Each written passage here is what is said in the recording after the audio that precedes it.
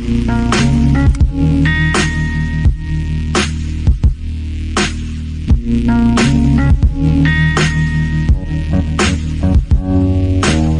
to Doctrine and Devotion, a podcast exploring Christian faith and practice from a Reformed Baptist perspective. My name is Joe Thorne. I'm the lead pastor of Redeemer Fellowship in St. Charles, Illinois. And I'm Jimmy Fowler, executive pastor at Redeemer Fellowship. Bad day. What? Why? Bad day. What? It's a good day. No, it's a Charlie Brown day. It's one of those days. You missed the football? So, yes. No, I missed the football, and then Lucy jumped on my face. Okay, it's been one of those days. Sometimes what made it bad? Just things. Like name one thing. So you know that car we bought for my daughter? Yeah, the one that she loves, that you're so proud of, that you spent all this time researching and then getting it. I don't know about research. I don't know about research. Yeah, like you spent all this time and money to make sure it was just perfect. And now it wasn't like one of these whimsical, rash Joe Thorne decisions. Well, however it happened, that we may be just trashing that car. It may just be dead. We'll see. I got it in the shop right now. Yeah, and there will be no resurrection unto life. I don't think is what I'm saying. It's like stuff like that, dude. You are horrible when picking out your cars. And you know what I did? What'd you do? It was so bad, and I went and I ate a lot of food. What'd you eat? What do you call that when you eat like that? What's that called? Gorged? No, it's sympathy. No, what is it? Pain eating. What do you emotional eating? Emotionally eating? Stress eating? I don't know. Stress eating. That's what it is. Oh my gosh. I'm about to say that's my spiritual gift. Yeah, stress eating. Yeah. So but to it wasn't so bad. I was stress eating like a giant plate of sushi. So wasn't so bad. I feel like that was pretty good. Okay. What are you doing over there? Nothing. You're doing something. A text came through for work, and I had to look at. Okay, okay. Yeah, I had to look at this blog. Ooh, did you see the new trailer for the Mr. Rogers movie? I'm going to be honest. I nearly cried. Don't laugh at me. I thought you cry all the time. I do, but you know what though, Mr. Rogers? Did you cry or did you almost cry? There was a tear. That Mr. Rogers movie looks dope. It does. I can't. You know what though? And I wanted to laugh a little bit because I could kind of hear a little Forrest Gump. With Tom Hanks there. Come on, you could. No, there was definitely a bit of Forrest. No. There was Forrest. No. Steve, was there Forrest in that? There was one moment where I heard Forrest. Thank you. Okay, never mind. Steve McCoy's in the background. Problem solving behind us, but creating drama for me. So just be quiet over there, Steve. Thank you, Steven. Yeah, man, that looks good. I'm going to see that. And I don't go to the movies. I watch a lot of movies. I don't go to the movies. But you know what? I saw another trailer this morning. Did you see it? I don't know. Top Gun. The Top Gun follow-up. Oh, you definitely cried for that. No, you definitely did. Anytime Goose was up there, did they show Goose? They had a montage. It's the worst movie ever. I don't understand why people like that movie. But he was. They had him there. I don't know. And he's still a captain, He's like, Goose? He's dead. He died. I'm talking about, you know who I'm talking about. Isn't it weird how Goose, even though, he died, but the actor, he aged a lot more differently than Tom Cruise aged. Did you notice that? No, because no one's ever seen him in anything. He was in since. ER for like a million years. ER? Yeah, and he was, let's just say he's not Tom Cruise handsome. He went the opposite direction. Okay. He was the fofo to the JoJo. If you know what I'm saying. I was gonna say he died in the movie and looked death throughout his life. Yeah, a little bit. Speaking of Mr. Rogers' Neighborhood, he looked a little bit like Tom Hanks in Philadelphia. He looked a little bit like that. Gotcha. Hey, you know what? Did you see that trailer? The new trailer? Which one? I think that dropped today too. Which one? It's the one, what's it called? By What Standard from Founders Ministry? Oh, man. I thought you were going to bring up a horror story. I didn't think you were going to bring up a train wreck. Okay, listen. I know. Listen, Tom doesn't listen to this podcast, but he always hears when we say something. I know, so and you had to apologize last time we said something. This I'm not going to apologize. We're not going to apologize this time. There might be some people over at Founders that should be apologizing, but, we'll see. Well, wait, listen. What do they need to apologize for, really? I mean, they're making a documentary. Okay. And are you focusing on things like that? For example, like the logo, like the mark for the picture is really bad. Are you focusing on that sort of thing? I don't notice anything like that. But maybe are you focusing on like the fact that it's a 4-minute long trailer? Like it's basically a whole documentary? Or is that what you're doing? Is that what you're complaining about? I don't notice things like that. Oh, I thought that's. I don't notice things like font. It was the sound design, the sound editing, and I don't notice anything like that. None of that sticks out to me. Oh, no. So we'll just start with the tone. Oh, you're the tone police now. Oh yeah, I'm gonna be the tone. I'm police. gonna call you Tone Loke from now on. Tone what? You don't know Tone Loke? No. Oh my, Funky Cold Medina? Okay. All right, never mind. Yeah. Why are you shocked, Steve? Because this was 10 years younger. They don't know who Tone Loke is. All right. Anyways, so okay, so it was this trailer dropped. We knew it was going to drop. Yes, and because there was some drama that we talked a little bit about gathering. Yep. All right, and so now the trailer's here, and some people are a little put off by it. I think quite a few people are put off by it. And some of the people that are actually featured in the documentary, who are featured positively in the documentary, are not very happy with some people like Daniel Aiken. Daniel Aiken's like, get me out of this. He did not say it like that. Yes. What do you mean? Okay, fine. All right. I have concerns about the tone, tenor, and content the full documentary will be, and I've requested that my association with and contribution to this film be removed. All right. Let's see what he's talking about. That sounds like peace. All right, it sounds like Tone Loke. He's concerned about Tone Police. All right, let's play it. We're gonna play it now. It's a 4-minute. I don't know if we're gonna make it to the whole thing. Is this gonna be like? This might just be a bonus episode right now. This might be a bonus episode. Drop it right drops. away. Yes. All right. So let's just. This is God's world, and He gets to set the rules. I see godless ideologies that have spread throughout Western civilization over the last several decades with a vengeance. I just like to. Okay, let me just say there's this. They're doing this thing with the technical glitch edit.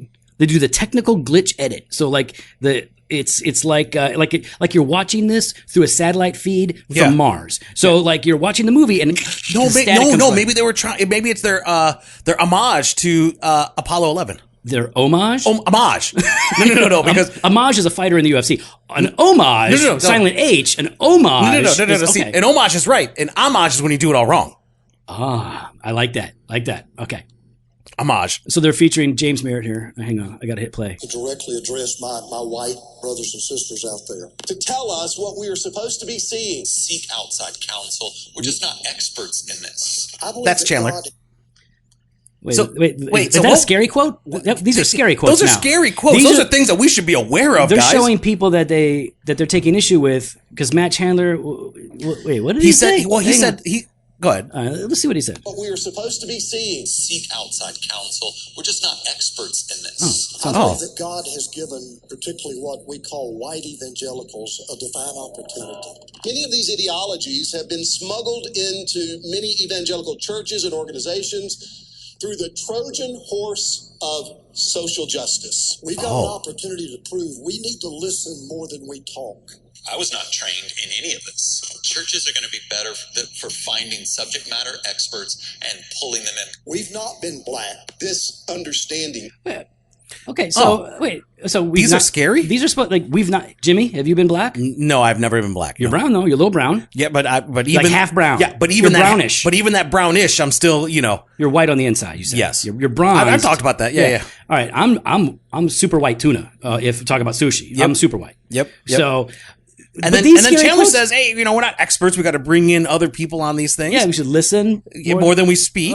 So wait, at what point of this is this wrong? No, listen, I'm just confused. Why those clips? Okay, all right. So when we're talking about social justice, I'm thinking is what this feels like at this point. Pretty much. It's I'm not a fan of the social justice tenor or temper. Nor am I a fan of the rabid anti-social justice tenor and temper either, but whatever. Okay, here we go. Look. Is what causes so many who are moving black. Okay. This understanding is what causes so many who are moving in these circles, advocating these ideologies. Oh, picture of the Ethics and Religious Liberty Commission. Oh, sorry, Russ Moore. Moving into these. So here's a call out to Russ Moore. To tell people in the hegemony that what they must do is sit down and be quiet and listen. Let's really step up to the plate and humble ourselves the way every Christian should humble themselves and say to the jihadis and to say to my brothers and sisters here, teach us. And I think some people think... What was that noise? That was Bigfoot. Oh, that was a whoop. That was one of the That whoops. was the Bigfoot of social justice. Yeah. Oh my God. Oh, speaking of the Bigfoot of social justice, The gospel would advance much more rapidly if we ingratiated ourselves to the culture. So there's that impulse, and then sometimes just a tenderness, like, what could possibly matter if she preached? She's got a Bible. oh, they're showing Now they're talking about Beth Father, Moore. Don't anybody get mad because I said speaking of the Bigfoot. Mark Carpenter's a smart dude. I'm just being funny. So Oh, this time Joe's gonna have to No, apologize. but people are gonna miss Joe's the gonna point. apologize. I don't. Listen, well, that's fine. Well, we got a lot left I'm to not go. going to apologize for the things that I mean. I'll apologize for the things I didn't really mean that. I was just joking Okay, so they went from social justice to now women speaking in church. Yes. This is now the shift they went to. yeah. So it's part one. Yep. Of this 20-minute trailer was the social justice emphasis. Now it's Yep. women The preaching. word. I heard somebody on TV, and she preached better than my preacher. A Southern Baptist convention that doesn't have a place for Beth Moore doesn't have a place for a lot of us. We need to turn the women loose with the gift that God have ordained them to even preach to men and women. And that's exactly what Paul instructed Phoebe to do. And then we talk ourselves into outsmarting the Bible. And Why is it? What's is it? It's time ticking. bomb? It's like 24. Doesn't matter either. And then you wake up one day and Where's Jack Bauer? We're always having Lady pastor. the powers. Okay, now I've noticed this. Okay, so they're okay now. So they're still talking about women speaking. They're still talking about women speaking, but right here they're showing. Now it's they're not showing his face, so it's not a front shot of his face. It's not a profile shot. Okay, they're shooting the behind the left ear of Owen Strahan at this point. It's almost like they didn't want him to look directly into the camera, or they didn't want to look him directly in his little tiny eyes. I'm not sure what it is, but it's definitely wrong with no. you? But that's how they. What It's is weird. wrong You, with you? you see it. It's weird. Okay, so here we'll start with Owen. All right. like you're egalitarian. We're always having the powers, the spiritual powers and principalities. Okay, stop there. So now they Wait. So still within the context of women preaching, within the context of egalitarianism, is demonic. What was it? Satanic powers and principalities, and then they show a silhouette of who? It's a blurred. It's not a silhouette. Okay, it's a but- blurred image of who? Yeah, that's Rachel Denhollander. Like, Wouldn't hang matter on. Listen. either. And then you wake up one day and Okay. like you're egalitarian. That's the fears. We're all going to become. The powers, the spiritual powers and principalities. Yeah, that's. Boom, boom, boom. Yeah, that's Rachel Denhollander. So- in fact, if you stop it, I can actually. Yeah. So okay, now why are they Why is she in this? equating? Yeah, why are they equating her with powers and principalities? She's powerful and she's principled. Well, she is powerful and she is principled, and apparently that's a little too much for for a little caps lock complementarian. Well, If if that is her, she is showing a full arm uncovered. So maybe it's that. I don't know. I don't know what they're. did she at least have her head covered? No, it doesn't Oh. look like. But I was trying to figure out because like she's Reformed Baptist. Yeah. she's like 1689. Yes. Yeah, so. I don't know what. Wait, hold on. Is she Reformed Baptist? I think she's. Yeah. I think they're not. I think they're. Well, No. maybe they are. Yeah, they are. Okay. They go to a Reformed Baptist church. Gotcha. Thanks Okay, for no, playing. that's right. They're not the 1680 or not 16. They're not the SBC type. That's right. That's- They're not. I don't think they're SBC. Yeah, they're Yeah. in Kentucky. They could be, but I think it's a part of ARBCA. It would be my guess. If it's the church that I know. So like in the Kentucky. real ones. Yeah, the real ones. Bye, Steve. Bye, Steve. You don't want to stick around for this when we have to Okay. apologize later? I'm not apologizing. Jimmy's apologizing. Later. All right, so far the trailer. Okay, we're being silly and we're laughing because, to be honest, This is ridiculous. it's ridiculous and we're frustrated because we've got Reformed Baptist guys that are picking fights with people that we do not think they should be picking fights with. And I'm not saying that they shouldn't be debating the issue of women preaching on Sunday morning No. in local congregations.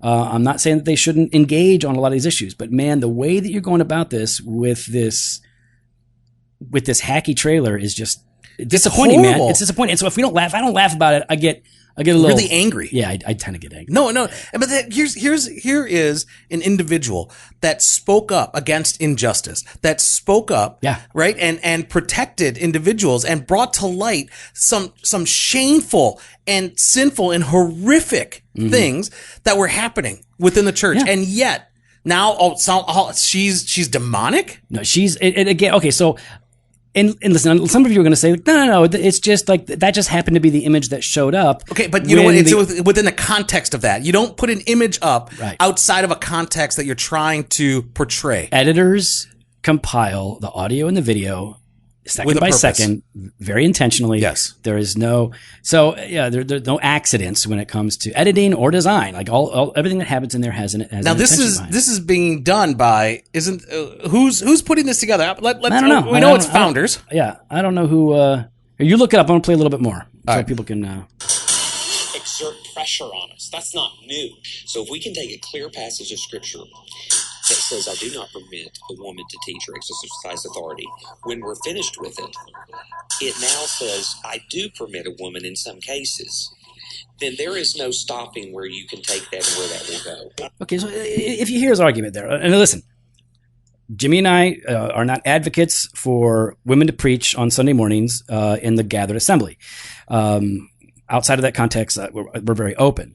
Now, and I understand the arguments that my complementarian or soft complementarian brothers and sisters are making who do make that point that they should be able to preach under the authority of the elders. I believe this is by Marcus Pittman. Okay. We know Marcus. All right. Yeah. So, but this guy is just saying, like, listen, if we say when Paul says, he says, I do not permit a woman to teach or have authority over man. If we reinterpret that to say, well, sometimes they can, then we can just, we're basically going to throw out scripture. But you could make that same, analogy with Jesus, couldn't you? Jesus said, I do not permit divorce. Don't get divorced. Yeah. If you just look at one verse, that's all he says. You look at another passage and he'll say, well, except for the cause of sexual immorality and adultery. And then, well, is that it? Well, no. Then you look at Paul and Paul says, well, if your spouse abandons you, then you're free from that. So like some of this is a little, I get what they're saying and I get their perspective, but it's a little, I don't know. I think I need more of those static editing bursts. I had a major distract me. Newspaper call me and accost me with that.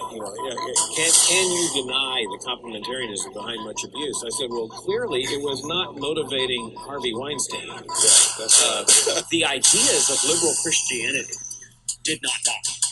And they're here with a vengeance. Right. First of all, straight on shot of Owen looking very good, by the way, I must say. Now you got to fix your previous comment. Before, Continue. Good job. No, his eyes are still very tiny. All of his features are small. But again, like so they're saying, listen, liberal theology hasn't died, and that's absolutely true. So you see now the progression: social justice, women speaking. Liberal theology. And so liberal theology has not died, of course, and it is something that we need to be very aware of. We need to be able to address it and attack it. But sometimes people get so enamored with the slippery slope argument that they start to see a slide into liberalism where there isn't one, in my opinion. Mm-hmm. And goodness, I think we can find examples where the slippery slope argument is demonstrably true. Historically, you can go back and see, and then other cases where like, no, nothing's never happened. People said it would happen with the invention of the radio or putting music into church, hymns. And, some of this is some of these concerns that they have are legitimate.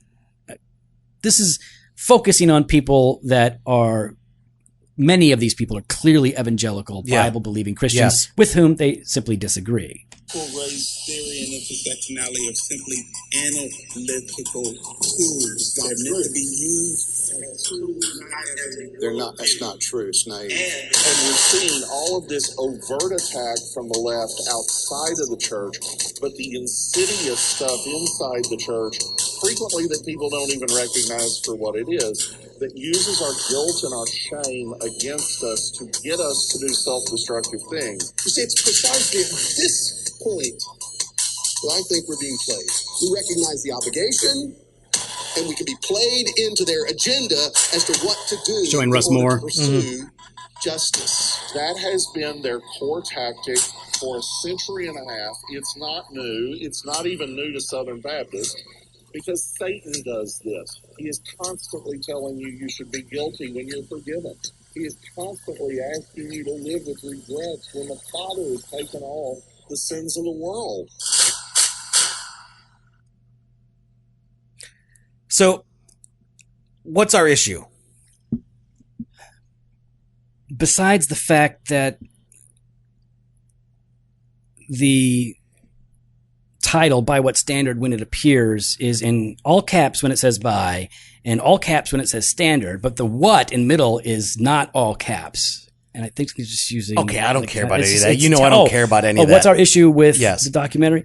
Okay, we have not seen the documentary, so we could be completely wrong in what we think the documentary is going to say. No, now they have an opportunity to fix the documentary. Yeah. Or maybe we will have to say like, hey, we were wrong in our assessment of the documentary, but it was based on your trailer. Yeah. They can, so I don't know. I think my general issue is they are taking, again, it's that mission drift, misplaced focus. I think they're putting, not only do I think that they are putting a lot of their energy towards, a couple of issues here that deserve attention, but they are doing so with an unwarranted, insensitive intensity towards the wrong people, towards some people that I think they should not be going after at all. You know, I want to go back to when we first had Tom on the show. The one time social justice, yes, and the gospel statement. And one of the things I had asked Tom is, because he made it sound like I'm just starting to start a conversation. That's what we're looking to do. And I said, then why are you making a statement that people signed? You're already trying to draw a line in the sand. Yeah. They said, if I could go all over and do it again, I would probably not have that. Some decisions were made that were not my decisions. I'm pretty sure I'm remembering this correctly. If I'm wrong, I apologize for mischaracterizing you, Tom, on that. But I felt like it was like, if I could go back and do it again, I probably wouldn't have done that. All right. You're doing it again. You're doing it again. The tone here is that of fight. The tone here is it's us versus them. The them is Russ Moore, J.D. Greer. And Matt Chandler. Yeah. And Rachel Denhollander. And we've had conversations with both Jared and Tom in private, right? And I'm going to share it. There was a question asked if the question had been posed to us. If I'm wrong on something, I need to know, right? I believe wholeheartedly you are wrong right now. You are wrong in putting this out. You are wrong in how it came across, right? I think you are wrong in how you are attacking certain individuals that should never have been portrayed in a certain way. And again, to us, these are implied attacks or jabs based on the trailer. It could be that the documentary is nothing like the trailer. That's within the realm of possibilities. Mm-hmm. But then why are you putting out clickbait of a trailer then? Yeah. And so like I try to slow myself down so I don't get too worked up. It's something that you hopefully we learn, over the years is don't just react, don't just get mad, slow down and, breathe and try to think it through. And, in what ways, like we always ask this, in what ways is this trailer right? And in what ways is this trailer wrong? Well, the trailer is right in that they are saying, listen, worldliness and worldly ideas and philosophies creep into the church. That's been happening for 2,000 years. Get behind that. Yeah. Of course. Yep. We've got to be careful to be radically and ruthlessly biblical. But we also, and so where does this trailer go wrong? I think it goes wrong because it is putting some people in the crosshairs that I don't believe belong there. Now maybe they do. And they are putting some people behind the gun of those crosshairs who don't want to aim it at all. In fact, that's why Danny Aiken and even Al Mohler said something on Twitter. Some people are starting to come out and say, guys, we're not down with this. No. We don't like what you're doing. I mean, you guys are doing a documentary on this. The Founders used to be about Reformed theology and they're still putting out Reformed stuff and everything, but this is going to be the thing that you're known for a bit here. Yeah. And for them, I guess that they're thinking, hey, listen, it's downgrade controversy during Spurgeon's era, right? We're just confronting liberalism and we're going to fight where the fight needs to happen. And so this is one battle. There are many, actually. This is not the whole war. This is just one of them. But man, I fear that Founders, you have already begun to lose good influence that you should have been able to maintain. I think you've lost some of that influence because of the way you're going about this. That's how it feels to me. I think that, and because of this, I don't want you to have as much influence, to be honest, because I don't want more people, targeting, other believers in a way that creates like unnecessary hostility between brothers, like between real brothers. I mean, goodness, we've got all this, like we're not only are we evangelical, right? But in this context here, mostly it has been Baptist. And even then, it seemed mostly to be focusing on Calvinistic Baptists. Yeah. So, like, well, I mean, I'm okay with that because, Joe, we always say we come harder at our camp first, right? Oh yeah, and I think that's okay. I don't think there's anything wrong with them pointing out if there's something legitimate. Well, that's what I'm saying. Is like you're focusing on these particular issues. You're dialing it in on people who are not teaching heresy or false doctrine or female pastors or elders, when there are many out there that are doing that. Like, I would get if they were focusing on that, because that's, I think, a clear thing. You could point to this person and say, that person believes that women should be pastors. For among complementarians and Baptists who affirm the Baptist faith and message, that's a no-go. Yeah. So that's what's kind of shaking my mind up a little bit. It's pretty aggressive. I mean, it's,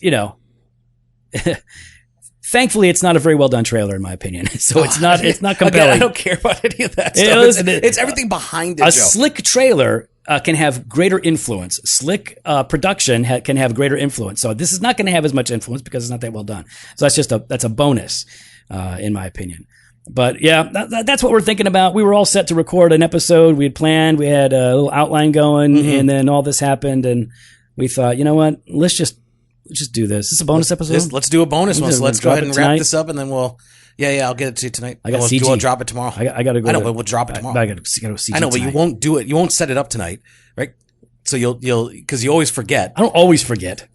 Lately, let's just how about this? Okay. Out of the last 8 times, no, that's not fair because you were going away, and so you still did it on time. So good job. So good. Yeah, thank you. I accept your apology. No. No apology accepted. No apologies. All right, so listen, I'm sure we're gonna get. I know. Here's the thing. Like you said, we love them. I'm discouraged. I don't think this is not as unifying as I'm sure you were intending it to be. And I would caution and say it's time to rework and maybe apologize. Well, for sure apologize. Well, the Rachel Denhollander thing, it seems. I mean, I'd like an explanation for that. And you know what? I'm positive. It's not like Tom and Jared are right there in the corner, like trying to piece this all together and make it all. They're not editing this thing. I know that, but in the end, you still have to be responsible. You're still responsible for what gets put out. Right? Yeah. And if you're not asking the question, maybe you missed it. Say, I missed it. Someone else did this. We've addressed it. Yeah. We've addressed it with that individual. All right. Well, we'd love to hear your thoughts. You could follow us online. Not all of you. You can follow us online on Instagram and Twitter at Doc and Devo, or Jimmy on Facebook will personally respond. Doctrine and Devotion. You can head on the website, drfosha.com. There you can contact us. You can hit the store, jofostore.com, and grab some gear. Fresh pod every Monday and Thursday, blog posts on Wednesdays, video content on Fridays. Later.